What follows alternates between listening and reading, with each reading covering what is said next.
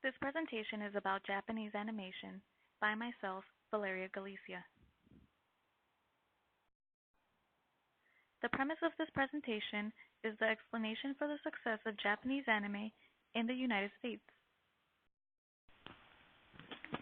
We will be looking at the research question, why has Japanese anime been able to gain a large magnitude of popularity in the United States, even transcending different ethnic, social, and economic backgrounds?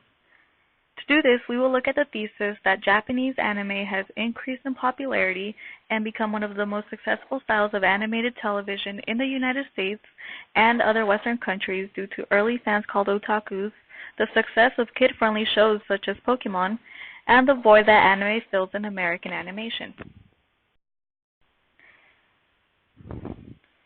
Prior to doing research, I came up with the hypothesis that the success of Japanese anime in the United States is based on many different factors, but a few of the major reasons anime has gained popularity in the United States includes the hard work and dedication of early anime fans called otakus.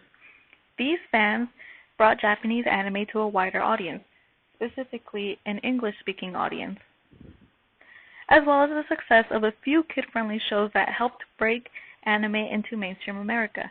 This includes the first successful Japanese animation in America, Astro Boy, as well as arguably the most successful Japanese animation to ever hit America, Pokemon. And the fact that anime is so different from American animation that it fills a void American viewers are missing.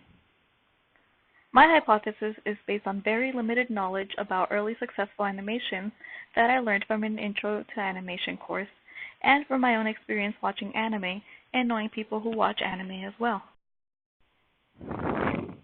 In order to look into this topic, I used many different sources about Japanese animation.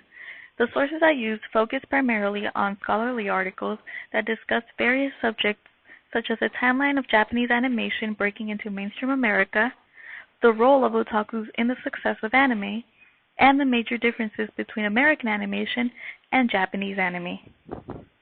I also used online articles and fan-written pieces to provide a fan point of view about why they believe they and other American fans are drawn to anime. The first point I'm going to be talking about is the role of the otaku. In the 1980s, a small fan base began to emerge in the West, and anime began to be recognized as Japanimation, giving it its distinction from other countries' animation. Before the internet, college clubs became a platform for anime fans to socialize and distribute anime videos. This gave many people their first taste of anime. The first anime fan club was established in 1977 in Los Angeles. The support grew over the years and other anime communities were built. In 1989, the first U.S. anime import company was founded. This was important because it showed that U.S. companies were beginning to see that anime could be profitable, and it also showed that anime was becoming more successful.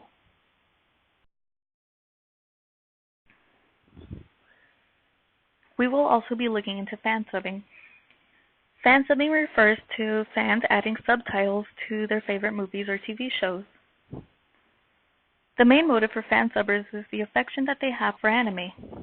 They love anime so much that they want to share it with other fans, therefore widening the accessibility to anime. Another motive for fan subbing is the fact that anime fans wanted the authentic Japanese version of anime rather than the cleaned up American edited version. Anime fans began to see that they were seeing a different version of anime than Japanese fans were seeing. This prompted them to seek out the Japanese version and add subtitles so that they can share it with other viewers. English fan subbing dates back to the mid-1980s, which was popular in the United States but has since grown and spread internationally. Our next point is the success of Pokemon and the first mainstream anime in America. Astro Boy became the first Japanese animation to become popular in mainstream America in 1963. This opened the door for other Japanese animations to also hit America's mainstream media.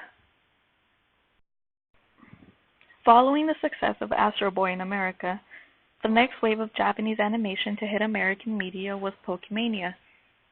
Pokemon's popularity began in the 1990s and was a stepping stone for Japanese animation in mainstream America.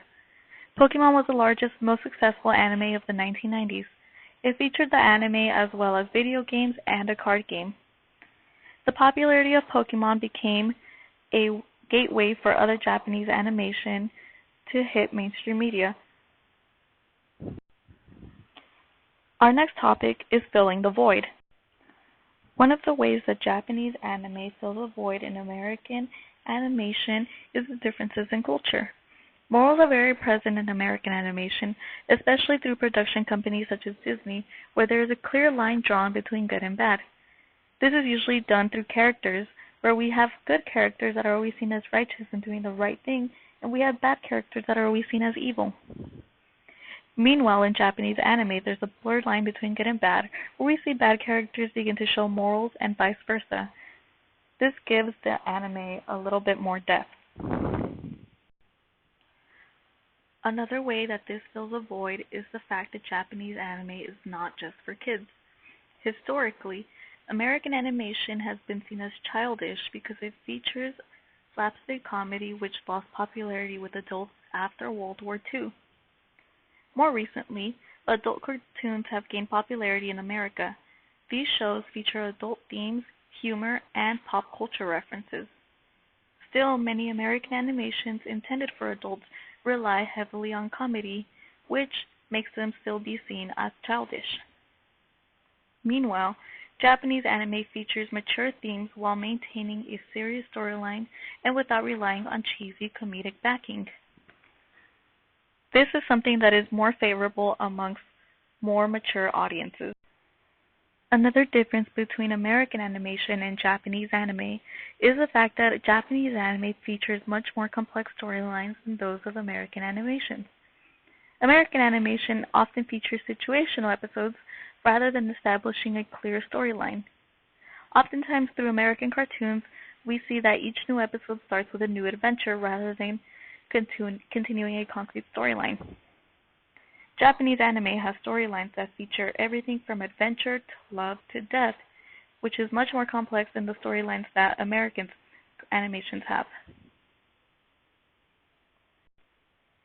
In conclusion, the Japanese animation style known as anime has evolved over time and gained popularity in countries outside of Japan, including the United States. Based on the research, I have concluded that anime has gained popularity thanks to many factors including American fans, waves of popularity which include Pokemania, and the fact that it is so different from American animation that it fills a void in animated media.